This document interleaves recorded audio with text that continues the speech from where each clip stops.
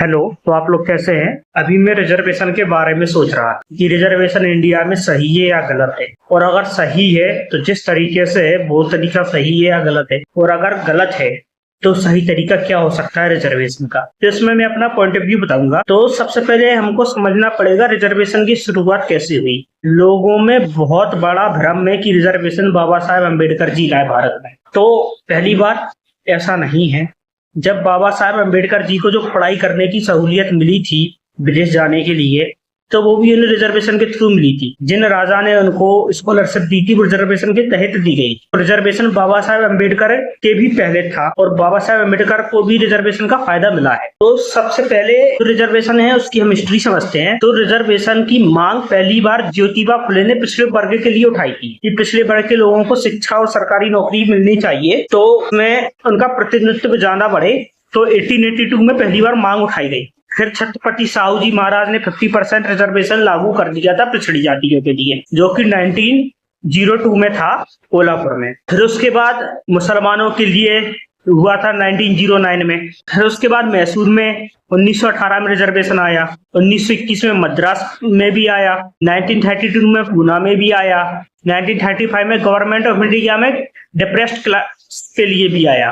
फिर हमारा इंडिया आजाद हो गया 1947 में और हमारी कॉन्स्टिट्यूशन कमेटी बनी, तो उसमें रिजर्वेशन SC ST को दिया गया, जो कि सही था देना, क्योंकि इस बात को कोई नहीं झुठला सकता कि भारत में जाति व्यवस्था बहुत बेकार सिस्टम है। लोगों को ऊंचा नीचा देखा जाता है उनकी जाति की वजह से। तो सब कुछ बढ़िया चल रहा था, रिजर्वेशन SC ST के लिए चल रहा था।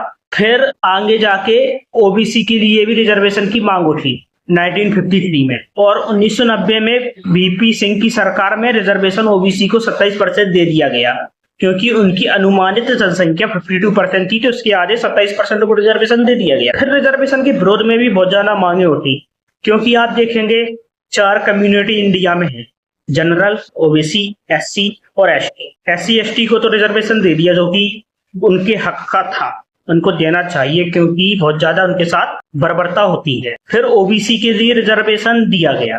OBC में बहुत सी पिछड़ी जातियां हैं जिनको रिजर्वेशन मिलना चाहिए, लेकिन बहुत सी ऐसी जातियां हैं जो खुद ही भेदभाव करती है और उनको रिजर्वेशन मिल रहा है। तो ये चीज तो सही नहीं है कोई भी मायने में। अपनी राजनीति चमकाने के लिए और ज्यादा से ज्यादा वोट अपने अंदर लेने के लिए राजनेताओं ने OBC रिजर्वेशन का समर्थन किया, जो कि बिल्कुल ही गलत था।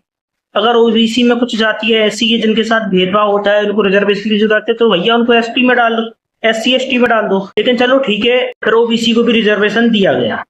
अब बची जनरल। तो जनरल वाले कहने लगे कि हमारी जाति में भी बहुत से ऐसे लोग हैं जो कि आर्थिक रूप से कमजोर है, उनको भी रिजर्वेशन मिलना चाहिए, उनको भी तो आगे जाने का हक है, जो कि उनकी मांग बहुत ही सही थी। तो आगे जाकर रिजर्वेशन मोदी सरकार में एक वर्ग लाया गया EWS, जो कि जनरल वर्ग में जो लोग आर्थिक रूप से कमजोर हैं उन EWS कैटेगरी में डाला गया और उन्हें 10% रिजर्वेशन दिया गया। तो सबके साथ बराबरी की चीज हुई। लेकिन अभी भी बहुत बड़ी मांग उठती है कि जो रिजर्वेशन है उसका फायदा गलत लोग उठा रहे हैं। जिनको रिजर्वेशन का फायदा मिलना चाहिए उन तक तो रिजर्वेशन का फायदा पहुंच ही नहीं रहा है, और जो लोग आर्थिक रूप से सामाजिक रूप से सक्षम हैं, ताकतवर हैं, उनको रिजर्वेशन का फायदा मिल रहा है भर भर कर, जो कि बहुत ही ज्यादा गलत है। तो उसके लिए विरोध भी हुआ था। तो OBC में क्रीमी लेयर का रिजर्वेशन का कॉन्सेप्ट हटा दिया था कि अगर कोई इंसान OBC में क्रीमी लेयर में आता है तो उसका रिजर्वेशन नहीं मिलेगा, क्योंकि वो क्रीमी लेयर में आता है, उसके पास आर्थिक रूप से वो बहुत ज्यादा मजबूत है, तो उसको रिजर्वेशन की जरूरत नहीं होनी चाहिए। तो यह बात SC ST के लिए भी उठने लगी। जो आर्थिक रूप से कमजोर है उनको रिजर्वेशन मिलना चाहिए, जो सक्षम है आर्थिक रूप से उनको रिजर्वेशन क्यों देना। तो हाँ, ये बात सही है, SC ST में भी क्रीमी लेयर का कॉन्सेप्ट आना चाहिए।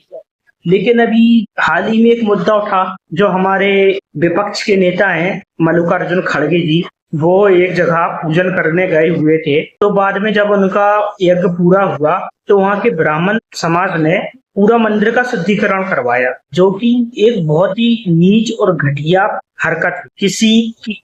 तो ये चीज दर्शाती है कि हमारे समाज में भेदभाव अभी भी है जाति को लेकर। कोई इंसान कितना भी आगे पहुंच जाए, चाहे वो बहुत बड़ा ऑफिसर बन जाए या बहुत बड़ा नेता बन जाए या देश का प्रधानमंत्री ही क्यों ना बन जाए, अगर वो एक ऐसे समाज से आता है जिसको भारत का संविधान नीचे वर्ग का मानता है, तो उसके साथ कहीं ना कहीं किसी ना किसी कोने में भेदभाव तो होगा।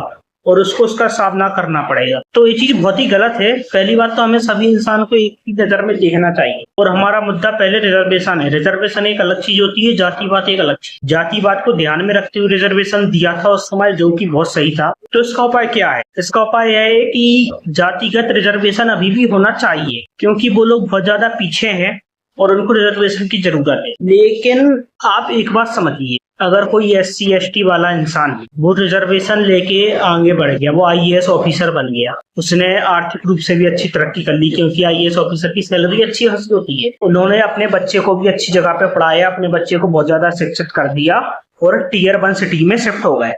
तो उनकी लाइफ स्टाइल तो चेंज हो गई, वो इतने ऊंचे पद पर पहुंच गए हैं, इतनी अच्छी लाइफ स्टाइल भी हो गई है। लेकिन अगर वो फिर भी भारत के पिछड़े एरिया में जाएंगे तो उनके साथ जातिगत भेदभाव किया जाएगा। जातिगत भेदभाव एक क्यों किया जा रहा है? क्योंकि उनकी मानसिकता में वो है, यह एक बीमारी है, यह रिजर्वेशन से नहीं हटेगी। लेकिन इसका मतलब यह नहीं कि उस IAS के परिवार को हमेशा के लिए रिजर्वेशन मिलना चाहिए।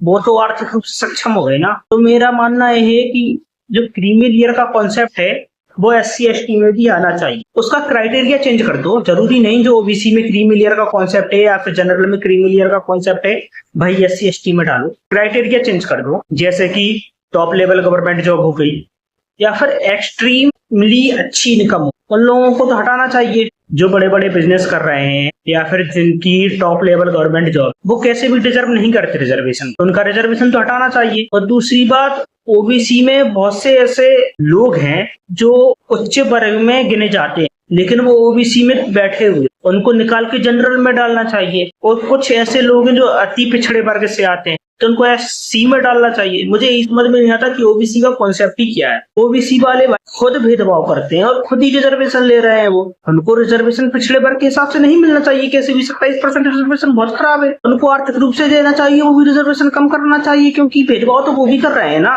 बस मेरा मानना है ये रिजर्वेशन को नहीं। तो मैं आपको एक लास्ट पॉइंट बता दूं, तो मेरा मानना यह है कि जातिगत रिजर्वेशन होना चाहिए। वो अभी भारत में नहीं हट सकता, क्योंकि जातिगत भेदभाव बहुत ज्यादा होता है।